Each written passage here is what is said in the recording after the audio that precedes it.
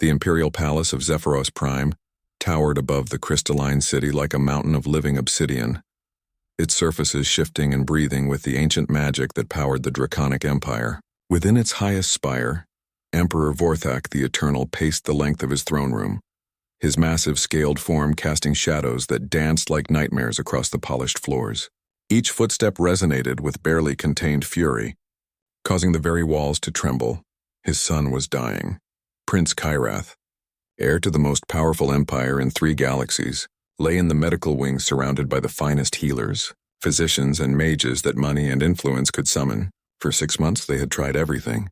Ancient healing rituals passed down through millennia, cutting-edge biotechnology from the core worlds, even forbidden necromantic arts that carried the death penalty for anyone else. Nothing worked. The prince's condition only worsened. The disease was unlike anything they had encountered. It attacked the boy's draconic essence itself, the very core of what made him one of the apex beings in the universe. His scales dulled from brilliant emerald to sickly gray, his flame weakened to barely a whisper, and his natural telepathic abilities faded day by day. Most terrifying of all, he was beginning to lose his ability to maintain his humanoid form, something that should have been as natural as breathing for a dragon of royal blood. Emperor Vorthak had conquered star systems for lesser slights than this mockery of his bloodline. He had raised entire civilizations that dared question his power, yet here he stood, the master of countless worlds, helpless before his child's suffering. The finest medical minds in the empire stood before him now, their heads bowed in shame and terror. 6 months. Vorthak's voice rumbled like distant thunder. 6 months you have failed me. 6 months my son grows weaker while you stumble around like blind hatchlings. High Physician Zelanak, a dragon whose medical expertise was legendary across the galaxy, trembled as he spoke. Your Imperial Majesty, we have exhausted every known treatment. The prince's condition defies all our understanding. It is as if something is unmaking the very essence of his draconic nature. Then find someone whose understanding exceeds yours, the Emperor snarled, his eyes flaring with golden fire. I care not if you must search every backwater planet in the Outer Rim. I care not if you must consult with those pathetic lesser species that crawl through the mud of their primitive worlds. Find me someone who can heal my son, or I will find myself new physicians. The threat hung in the air like a blade. In the Draconic Empire, threats from the Emperor were never idle. Entire medical colleges had been reduced to ash for lesser failures. Unknown to the gathered physicians, their salvation was at that very moment mopping the floors 3 levels below. Marcus Chen whistled softly as he worked, his maintenance uniform marking him as one of the thousands of human workers who kept the vast palace running. Humanity was considered a client species in the Empire, useful for their adaptability and work ethic, but hardly worth notice from the ruling class. They cleaned, they maintained, they served, and they stayed invisible. It was a comfortable arrangement for most humans, who enjoyed the protection and stability of the Empire in exchange for their labor. Marcus had been working in the palace for 3 years, ever since his application to the Imperial Medical Academy had been rejected. The rejection letter had been polite but firm. While humans showed promise in certain medical fields, they lacked the natural abilities necessary for healing work in an empire where most citizens possessed innate magical or psychic talents.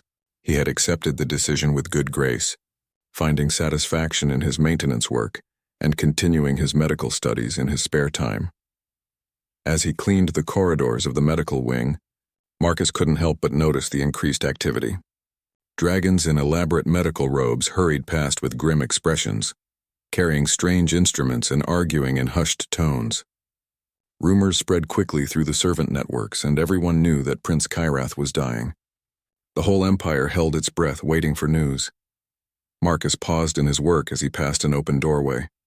Through it, he could see into one of the diagnostic chambers where several physicians stood around a complex holographic display. The image showed what appeared to be a cellular structure, but unlike anything he had seen in his medical textbooks, the cells seemed to be dissolving at the edges, their boundaries becoming fuzzy and indistinct. Fascinating, he murmured to himself, then quickly moved on before anyone noticed him lingering. But the image stayed with him as he continued his rounds. He had seen something similar once before, in an old human medical journal he had found in the palace archives. The journal documented a rare condition that had affected some of the early human colonists on high-radiation worlds. The cellular breakdown pattern was remarkably similar to what he had just observed. That evening, in his small quarters in the servants' wing, Marcus pulled out his collection of medical texts. Most were human publications, considered primitive by imperial standards but detailed in their own way. He searched through them until he found what he was looking for: a paper on quantum cellular destabilization syndrome, a condition that had affected early terraforming crews exposed to certain types of exotic radiation. The symptoms described in the paper matched what the rumors said about Prince Kyrath's condition. More importantly, the paper described a treatment protocol that had been successfully used to cure the affected humans. It involved a specific combination of Earth-derived compounds and a particular type of genetic therapy that worked by stabilizing quantum fluctuations at the cellular level. Marcus stared at the paper for a long time, his heart racing. The treatment was complex, requiring precise timing and exact dosages, but it was entirely within the realm of possibility. The only problem was that he was just a janitor, a human janitor at that. The chances of anyone listening to him were essentially zero. Still, as he prepared for sleep, Marcus couldn't shake the feeling that he might be the only person in the entire palace who knew how to save the prince's life. The weight of that knowledge settled on his shoulders like a heavy cloak, and he knew that somehow he would have to find a way to act on it. The next morning brought chaos to the medical wing. Prince Kyrath had taken a turn for the worse during the night, his condition deteriorating so rapidly that the physicians were in full panic mode. Marcus arrived for his shift to find dragons rushing through the corridors, their usual composed demeanor replaced by barely controlled terror. The Emperor himself had been summoned, and his rage echoed through the palace like rolling thunder. Marcus tried to focus on his cleaning duties, but it was impossible to ignore the desperation around him. Through open doorways, he caught glimpses of the prince himself, a young dragon barely past his first century, which was adolescence by their standards. The boy's once magnificent scales had faded to an ashen gray, and his breathing was labored and irregular. Worst of all, his form kept flickering between his humanoid and dragon shapes, as if his very essence couldn't decide what it was supposed to be. Dr. Valin Korash, one of the senior physicians, stood outside the prince's chamber looking defeated. She was known throughout the empire for her work with genetic disorders, and if she couldn't help the prince, few could. Marcus had cleaned her laboratory many times and had always been impressed by her dedication and kindness. She was one of the few dragons who actually acknowledged the human staff with more than casual dismissal. As Marcus worked nearby, he overheard her speaking to a colleague in frustrated tones. The quantum resonance patterns are completely destabilized. It's as if something is actively working to unmake his draconic matrix at the subatomic level. I've never seen anything like it. Marcus's hand stilled on his mop. Quantum resonance patterns, draconic matrix. The terms were different, but the underlying concept was exactly what he had read about in his human medical journals. The condition attacking Prince Kyrath wasn't some exotic magical malady. It was a form of quantum cellular destabilization, the same condition that had plagued early human colonists.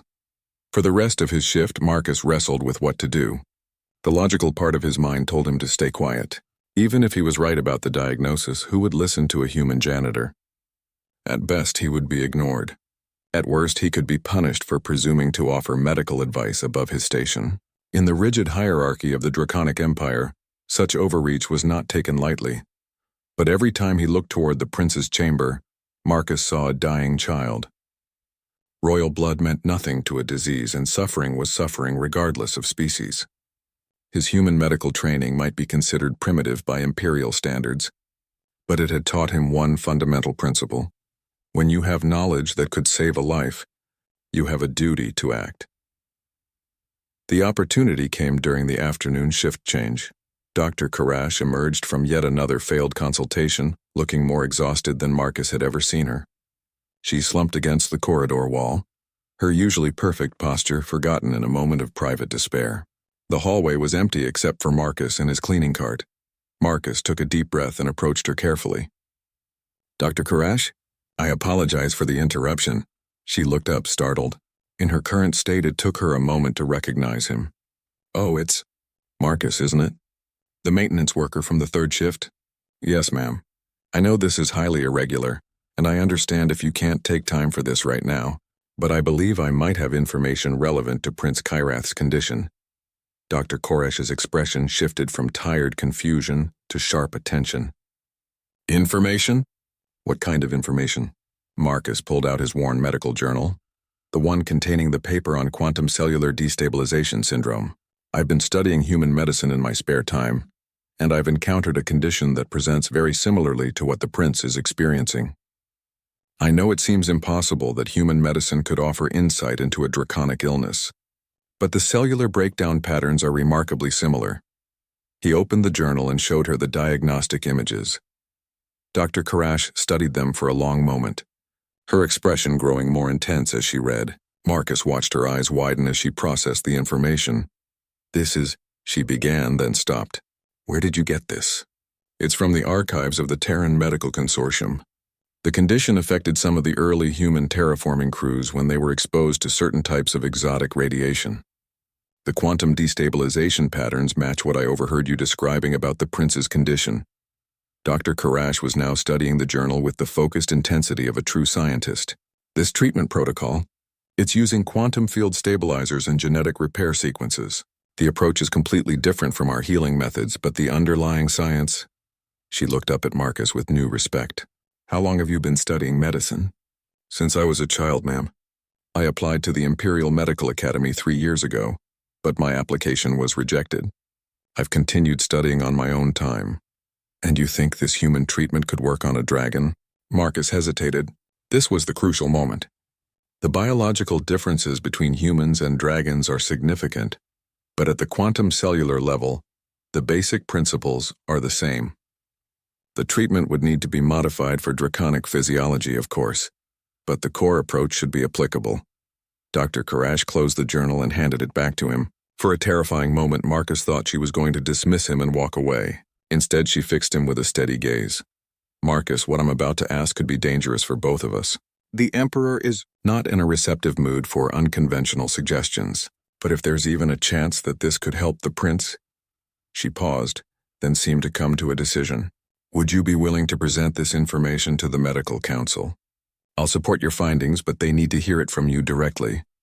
Marcus felt his heart racing. Standing before the medical council would mean facing some of the most powerful beings in the Empire. If they rejected his ideas, the consequences could be severe. But when he thought of the young prince lying in that chamber, slowly dying while the finest minds in the Empire stood helpless, his choice became clear. "Yes, ma'am. I'll do whatever is necessary to help the prince," Dr. Koresh nodded grimly. "Then we need to move quickly. I'll arrange an emergency session for tonight. And Marcus? Bring every piece of documentation you have. If we're going to convince them to try a human medical treatment on the heir to the Empire, we're going to need irrefutable evidence." As Dr. Karash hurried away to make arrangements, Marcus stood alone in the corridor, clutching his medical journal. In a few hours, he would either be making medical history or facing the wrath of beings who could obliterate him with a thought. But for the first time since arriving at the palace, he felt like he was exactly where he was supposed to be. The Imperial Medical Council chamber was a cathedral of gleaming crystal and flowing water, designed to inspire confidence in the healing arts. Ancient symbols of the medical profession from dozens of species adorned the walls, while holographic displays showed the vital signs and treatment histories of patients throughout the Empire. Tonight, however, the chamber felt more like a courtroom than a place of healing. Marcus stood at the center of the circular room, surrounded by 20 of the most accomplished medical minds in 3 galaxies. Dragons mostly, but also representatives from other allied species. A crystalline Salathi healer whose body refracted light in mesmerizing patterns. A gas-form Nethran physician whose thoughts manifested as visible wisps of colored vapor, and several others whose expertise was legendary. At the head of the council sat High Physician Zelanak, his golden scales dulled with exhaustion and stress. Dr. Korash had briefed them on the situation, but Marcus could see the skepticism in their eyes. A human maintenance worker claiming to have insights that had eluded the finest medical minds in the Empire? The very idea bordered on the absurd. "State your credentials," High Physician Zelanak commanded, his voice carrying the weight of absolute authority. Marcus straightened his shoulders. I have no formal medical credentials recognized by the Empire, Your Excellence. I completed basic medical training through the Terran Educational Consortium and have continued independent study for the past 15 years. I specialize in quantum-level cellular biology and exotic radiation effects. A ripple of what might have been laughter passed through the assembled physicians. Dr. Sival, a dragon known for her work in advanced genetics, spoke with barely concealed disdain. Terran medical training? We're discussing the heir to the imperial throne, not some colonist's stomach ailment. With respect, Dr. Sival, Marcus replied calmly. The condition affecting Prince Kyrath doesn't care about the status of its victim. Quantum cellular destabilization syndrome affects the fundamental structure of living matter at the subatomic level. The principles are the same regardless of species. He activated the holographic projector Dr. Korash had provided and displayed the diagnostic images from his journal alongside recent scans of the prince's condition. The similarities were undeniable.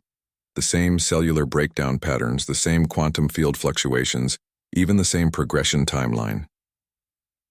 The Silathi healer, Dr. Ziaxith, resonated with a harmonic frequency that indicated deep thought. When she spoke, her voice was like wind chimes in a gentle breeze. The correlation is intriguing. But humans lack the innate magical matrix that defines draconic physiology. How can you be certain that a treatment designed for your species would not simply accelerate the prince's deterioration? Marcus had anticipated this question, because the treatment doesn't target the magical matrix directly.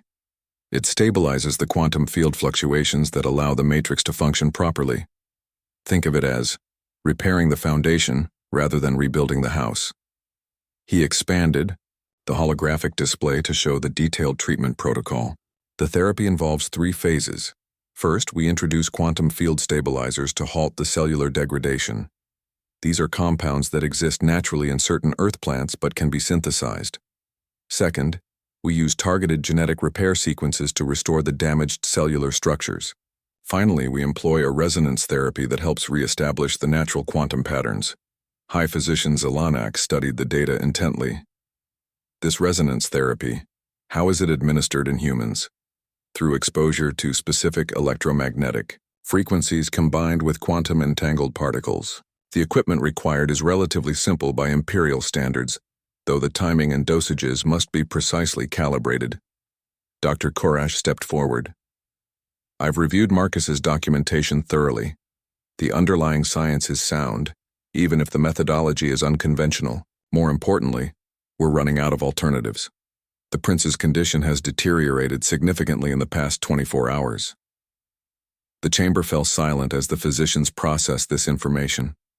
Marcus could feel the weight of their combined attention. These beings whose casual thoughts held more raw power than most humans could dream of.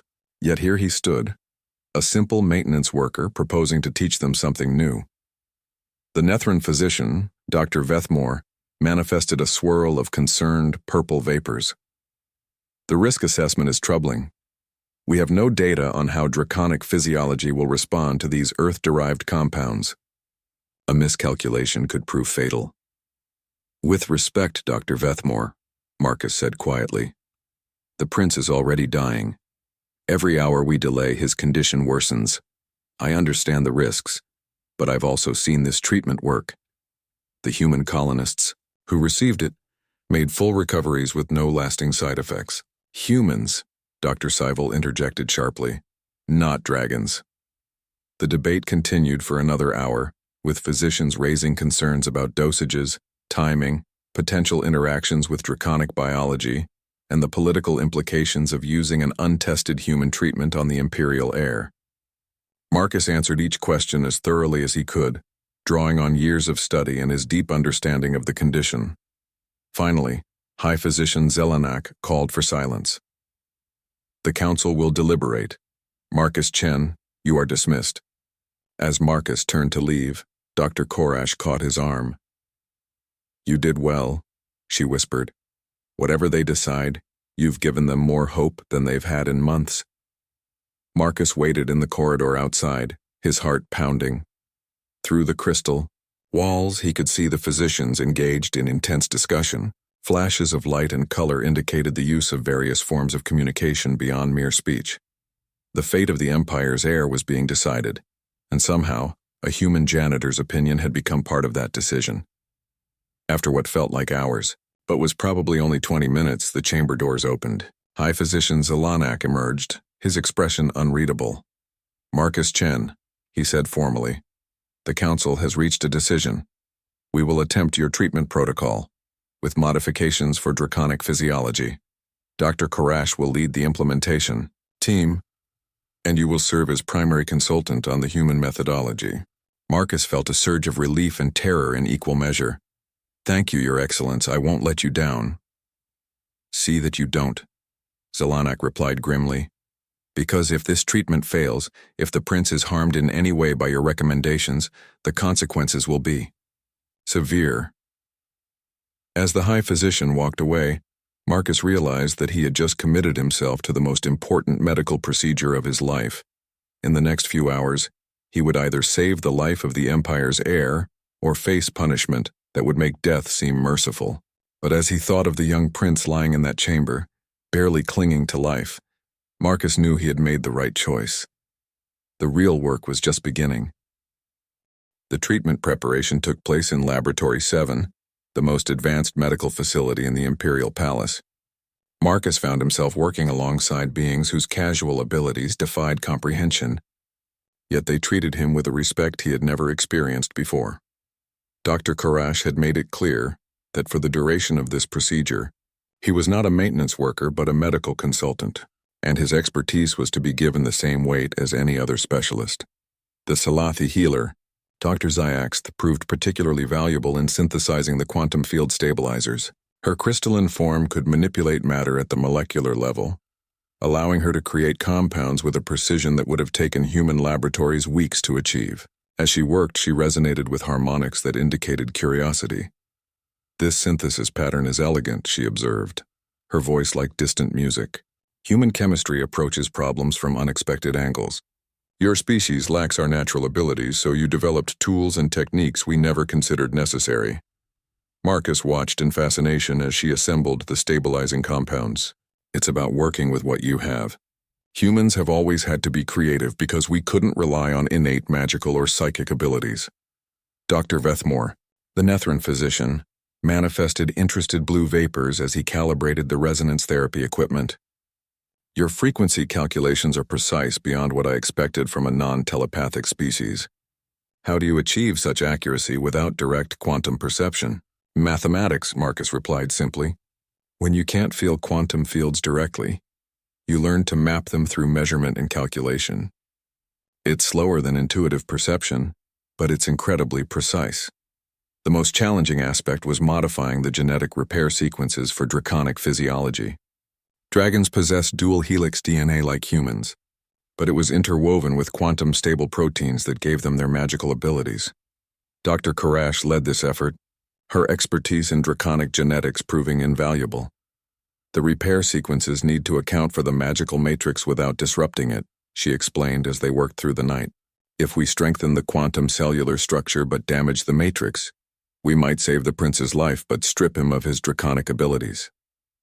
Marcus studied the genetic models they were developing. "What if we approach it differently? Instead of trying to avoid the magical matrix, we support it. Look at these protein chains here. They're quantum entangled with the cellular structure. If we strengthen that entanglement as part of the repair process..."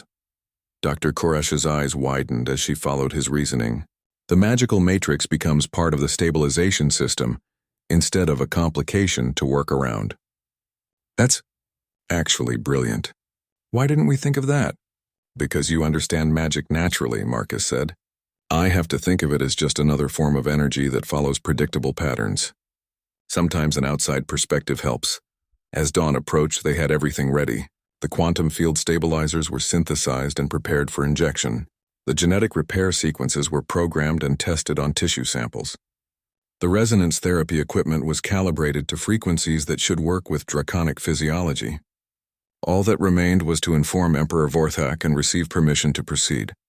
The Emperor arrived at the laboratory accompanied by his personal guard, filling the space with barely contained power and barely restrained fury. He had been awake for days, and the strain showed in the rigid set of his massive shoulders and the golden fire that flickered constantly in his eyes. "Explain," he commanded, his voice making the very air tremble. Dr. Korash stepped forward, but the Emperor's gaze fixed on Marcus. "You, the human. You claim you can heal my son where the finest physicians in the Empire have failed." Marcus fought every instinct that told him to bow, to apologize, to minimize himself before this being who could erase him from existence with a thought. Instead, he met the Emperor's burning gaze and spoke with quiet confidence. "I believe I can, Your Imperial Majesty. The condition affecting Prince Kirath is one that human medicine has encountered before. We've developed effective treatments that can be adapted for draconic physiology. And if you are wrong, if your primitive human medicine kills my heir?" The question hung in the air like a blade. Marcus knew that his answer would determine not just his own fate, but possibly the future of human-dragon relations in the Empire. "Then I will have failed, Your Majesty, and I will accept the consequences. But if we do nothing, the prince will die anyway. I've seen the progression of this disease. Without treatment, he has perhaps days left." Emperor Vorthak stared at him for a long moment that felt like an eternity. When he finally spoke, his voice was quieter but no less intense. 3 days ago, I would have incinerated you for presuming to lecture me about medicine. But my son is dying, and you are the first being to offer genuine hope instead of empty reassurances. He turned to Dr. Korash. "You support this human's proposal?" "I do, Your Majesty. I've reviewed his work thoroughly. The science is sound and the treatment protocol is well-reasoned. More importantly, we're running out of time." The Emperor nodded slowly. "Then proceed. But understand this, all of you. If my son dies during this treatment, none of you will survive to see the next sunrise." As the medical team prepared for the procedure, Marcus felt the weight of an empire's expectations settling on his shoulders. Everything he had studied, everything he had learned through years of independent research came down to this moment. In the next few hours, he would either prove that human medicine had value beyond what anyone had imagined, or he would pay the ultimate price for his hubris. But as they wheeled Prince Kirath into the treatment chamber, Marcus looked at the young dragon's suffering and felt only determination. This wasn't about proving human worth or gaining recognition. This was about saving a life, and that was something worth any risk. The procedure was about to begin. The treatment chamber hummed with energy as the medical team made final preparations. Prince Kirath lay on the specialized treatment platform, his breathing shallow and irregular. His scales had faded to an ashen gray that made Marcus's heart ache. The young dragon's eyes were closed, but occasionally they would flutter open, revealing the confusion and fear of someone whose very essence was betraying them. Marcus stood at the primary control station, his hands steady despite the magnitude of what they were about to attempt. Dr. Korash positioned herself at the genetic sequencing array, while Dr. Ziaxith took her place at the compound delivery system. The other physicians monitored various aspects of the prince's vital signs. Their combined expertise focused on this single crucial moment. Emperor Vorthak stood at the observation window, his massive form statue still but his eyes burning with intense focus. Behind him, the palace's most senior officials waited in tense silence. The entire empire seemed to hold its breath. "Beginning, Phase 1, Marcus announced, his voice calm and professional. "Administering quantum field stabilizers." Dr. Ziaxith's crystalline form resonated as she began the injection sequence. The stabilizing compounds, synthesized from Earth-derived formulas but enhanced with Imperial technology, began flowing into the prince's system. For several minutes, nothing seemed to happen. Then, slowly, the chaotic quantum fluctuations that had been tearing apart the prince's cellular structure began to calm.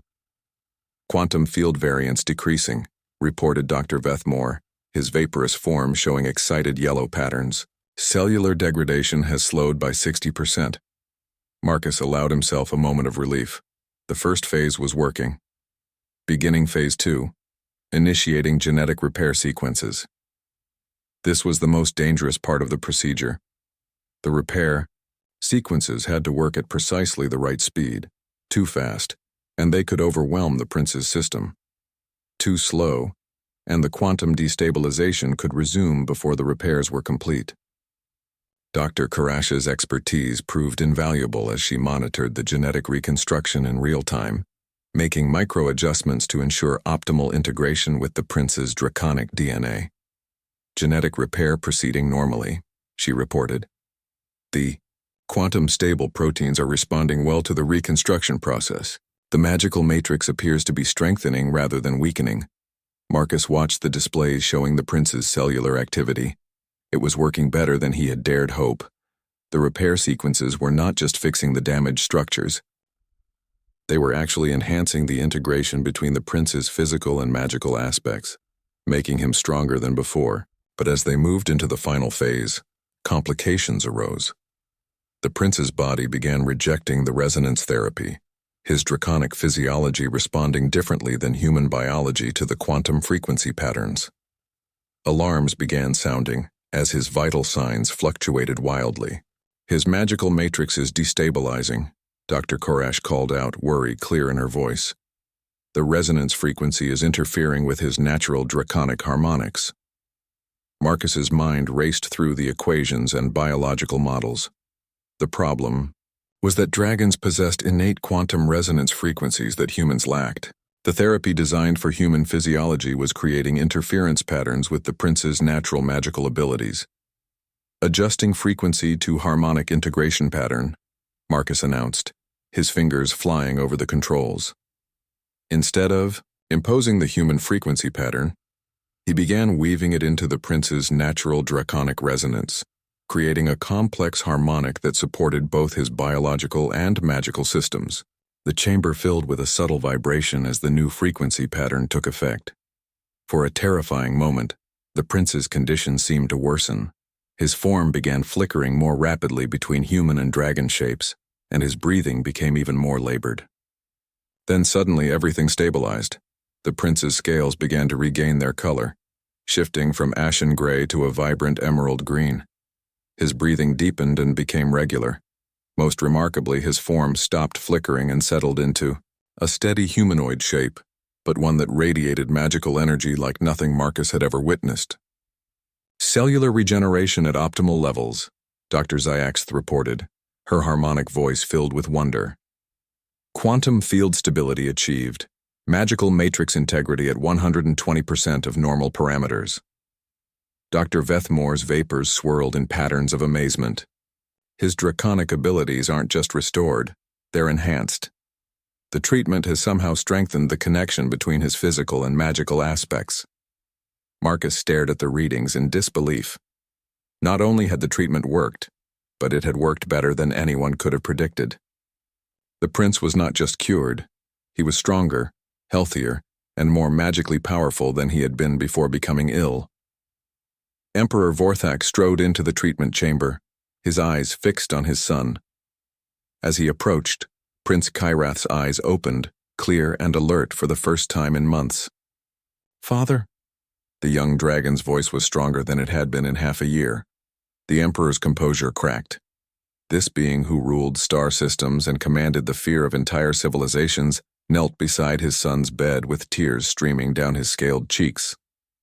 "My son, my heir, you have returned to us." As the medical team continued their monitoring, ensuring that all systems remained stable, Marcus found himself overwhelmed by the magnitude of what had just happened. A simple human medical procedure, adapted and enhanced through collaboration with alien physicians, had not only saved the life of the Empire's heir, but had made him stronger than ever before. Dr. Koresh approached him, her expression one of profound respect. "Marcus, what you've accomplished here, it's going to change everything.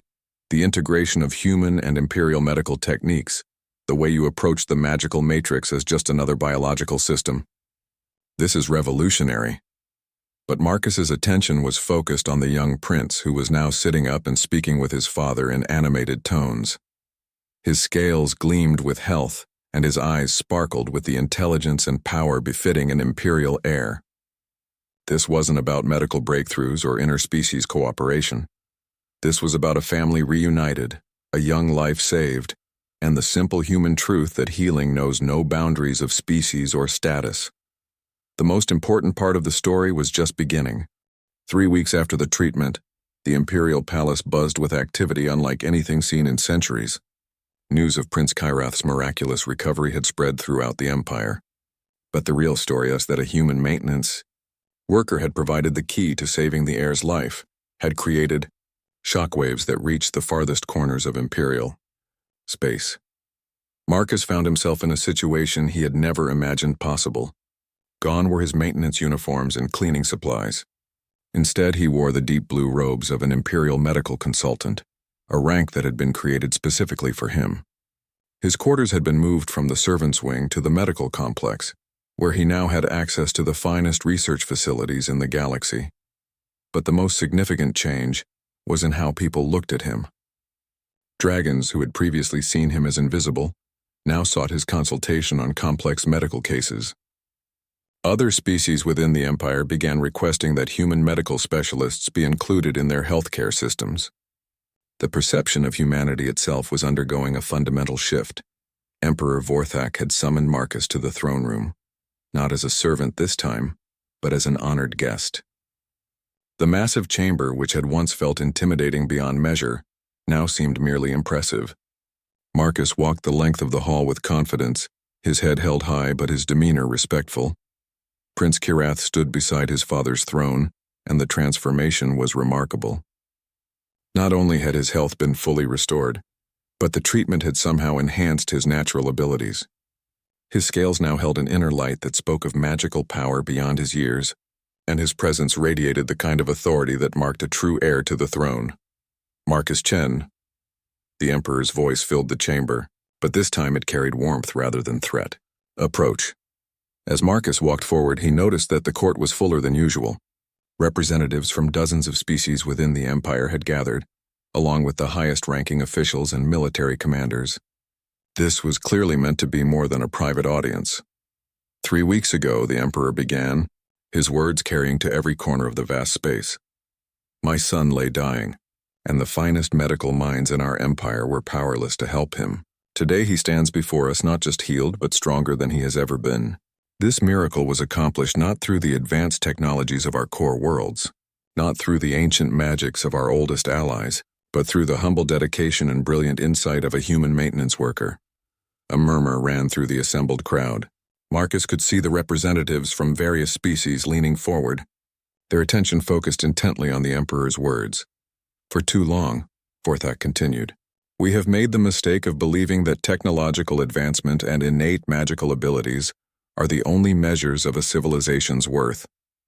We have overlooked the value of dedication, creativity, and the kind of deep thinking that comes from facing challenges without the benefit of supernatural gifts. The Emperor stepped down from his throne, something Marcus had never seen him do in a formal court session. Marcus Chen, your actions have not only saved my son's life but have opened our eyes to the potential we have been ignoring. You have shown us that true advancement comes not from the gifts we are born with, but from how we choose to use whatever abilities we possess. Prince Kyrath stepped forward as well. Marcus, I owe you my life, but more than that, I owe you my future. The treatment you provided didn't just cure my disease. It showed me that strength comes in many forms. The way you studied for years without recognition, the courage you showed in speaking up when others might have stayed silent, the dedication you brought to a thankless job, these are the qualities that make a true leader. The young prince's words carried a gravity beyond his apparent age. When I rule this empire, I want to ensure that no one's potential is overlooked because of their species or their station. I want to build a realm where a maintenance worker's insight is valued as highly as a high physician's credentials, where the quality of an idea matters more than the status of the person who presents it. Emperor Vorthak nodded approvingly at his son's words, then addressed the assembled court. To that end, I'm announcing several imperial decrees. First, the establishment of the Human Medical Integration Program, which will place human medical specialists in hospitals and research facilities throughout the empire. Second, the creation of the Cross-Species Medical Research Institute, dedicated to combining the medical knowledge of all our member species. The Emperor paused, letting the significance of these announcements sink in. And third, the appointment of Marcus Chen as the first Director of Integrated Medicine for the Imperial Medical Service, with authority to develop treatment protocols that combine the best knowledge from all our member species. Marcus felt the weight of this responsibility settling on his shoulders. It was more than he had ever dreamed possible, but he also understood the significance. This wasn't just about his personal advancement. It was about changing how an entire empire thought about the value of different forms of knowledge and expertise. "Your Imperial Majesty," Marcus said, his voice carrying clearly through the chamber. "I am honored beyond words by your trust, but I want to be clear about something. What happened with Prince Kyrath wasn't a victory for human medicine over Imperial medicine. It was a victory for collaborative medicine. Dr. Korash's expertise in draconic genetics, Dr. Ziakth's molecular synthesis abilities, Dr. Vethamore's quantum field monitoring. Without their contributions, my knowledge would have been useless." He looked around the chamber, meeting the eyes of beings from dozens of different species. The future of medicine in this empire isn't about any single species proving their superiority. It's about all of us working together, combining our different strengths and perspectives to solve problems that none of us could handle alone. Prince Kyrath smiled, and Marcus could see in that expression the future ruler the young dragon would become. "And that," the prince said, "is exactly the kind of wisdom we need in our new director of integrated medicine." As the formal ceremony concluded and the court began to disperse, Marcus found himself surrounded by physicians, researchers, and officials from across the empire, all eager to discuss collaboration opportunities. But his attention was drawn to a small group near the edge of the crowd, human workers from various parts of the palace, watching with expressions of pride and hope. A young woman in engineering coveralls caught his eye and smiled. She mouthed 2 words that made his heart swell with pride. "Thank you." Marcus realized that what he had accomplished went far beyond saving one life, no matter how important that life might be. He had opened a door, shown that potential exists everywhere, and that the most important discoveries sometimes come from the most unexpected places. The real work of building a better empire was just beginning, and for the first time in his life, Marcus felt truly ready for the challenge ahead. 5 years had passed since that fateful night when a human janitor had dared to challenge the medical establishment of the greatest empire in the galaxy. The changes that followed had been nothing short of revolutionary, transforming not just healthcare but the very foundation of how the empire valued its citizens. The Cross-Species Medical Research Institute had become one of the most prestigious institutions in imperial space, with research teams combining the unique abilities and perspectives of dozens of different species. Medical breakthroughs that had seemed impossible under the old system were now routine. Diseases that had plagued certain species for millennia were being cured through integrated treatment approaches that no single medical tradition could have developed alone. Marcus stood in his office, overlooking the Institute's main research complex, watching through the windows as teams of mixed-species medical professionals worked together in the laboratories below. A Salathi researcher worked alongside a human biochemist to develop new quantum-stable compounds. A Nethran physician collaborated with a dragon healer to perfect resonance therapies that worked across multiple physiologies. Everywhere he looked, he saw the kind of cooperation that had once seemed impossible. A soft chime announced an incoming communication. The holographic display activated to reveal Prince Kyrath, now grown into a formidable young dragon whose bearing spoke of wisdom beyond his years.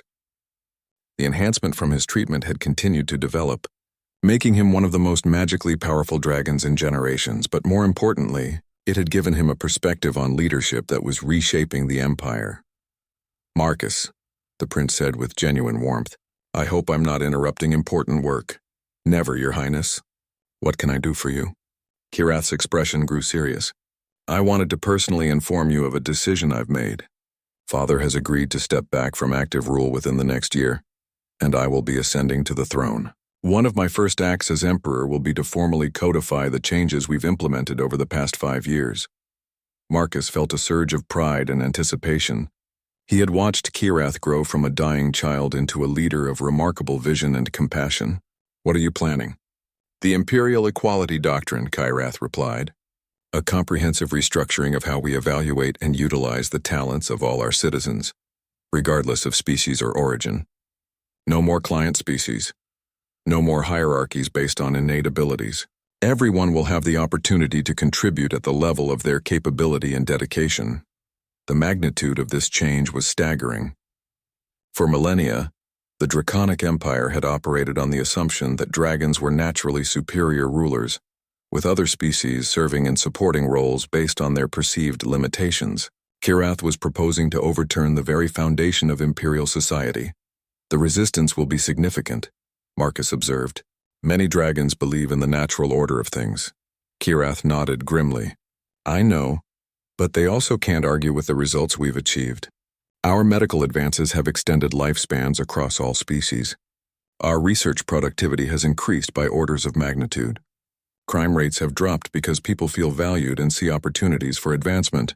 Even our military effectiveness has improved because we're utilizing the tactical insights of species who think differently than dragons do. He paused, then continued with the intensity that Marcus remembered from their first meeting years ago. But more than that, Marcus, I've learned that strength isn't about the power you're born with. It's about what you choose to do with whatever abilities you have. You taught me that when you risked everything to save my life, not because you had to, but because it was the right thing to do. Through his office windows, Marcus could see the city beyond the research complex. What had once been a rigidly stratified society with clear divisions between different species was now a vibrant, integrated community. Humans served as teachers, researchers, administrators, and advisors. Other species had similarly expanded their roles beyond traditional boundaries. The Empire was stronger, more innovative, and more just than it had ever been. There's something else, Kirath continued. I want you to serve as my chief medical advisor when I take the throne. The position would involve overseeing healthcare policy for the entire Empire and ensuring that our integrated approach continues to develop and expand. Marcus was quiet for a moment, overwhelmed by the honor and the responsibility. When he finally spoke, his voice was thick with emotion. Your Highness, 5 years ago I was cleaning floors and studying medical texts in my spare time. The idea that I could someday help shape policy for an entire empire, it still seems impossible. And that's exactly why you're the right person for the job, Kirath replied with a smile. You understand that greatness can come from anywhere, that the most important insights often come from unexpected sources.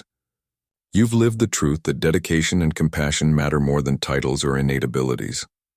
As their conversation concluded and the holographic display faded, Marcus reflected on the journey that had brought him to this point. A dying child, a desperate father, a medical establishment at the end of its knowledge, and a human janitor with an obscure piece of information from his species' medical archives. It was the kind of convergence that happened perhaps once in a generation, but it had changed the course of galactic history. A knock at his office door interrupted his thoughts. Dr. Karash entered, carrying a data pad with the latest research results. She had become one of his closest collaborators over the years, and their partnership had produced some of the most significant medical breakthroughs in Imperial history. The results from the Alzara 7 expedition are in, she said, her excitement evident. The plague that's been devastating their colonies for decades. We've identified the pathogen and developed a treatment protocol. It's another quantum destabilization variant, similar to what Prince Kirath had but affecting neural tissue instead of cellular structure. Marcus smiled as he reviewed the data. Another impossible medical challenge solved through integrated research. Another population saved by the collaboration between species who had once barely acknowledged each other's existence. Prepare a full treatment package, he said, and make sure we include training materials for local medical staff. We want them to be able to handle similar cases independently in the future. As Dr. Karash left to implement the treatment program, Marcus turned back to his window overlooking the research complex. In the distance, he could see the Imperial Palace where it all began, its crystal spires reaching toward the stars. Somewhere in that palace, a young dragon prince was preparing to become an emperor who would reshape the greatest civilization in the galaxy, based on lessons learned from a human maintenance worker who had refused to stay silent when he could help. The Empire's future had never looked brighter, and Marcus knew that the most extraordinary achievements were still to come. After all, when you truly value every mind and every perspective, there's no limit to what becomes possible. The age of integrated cooperation had begun, and the galaxy would never be the same.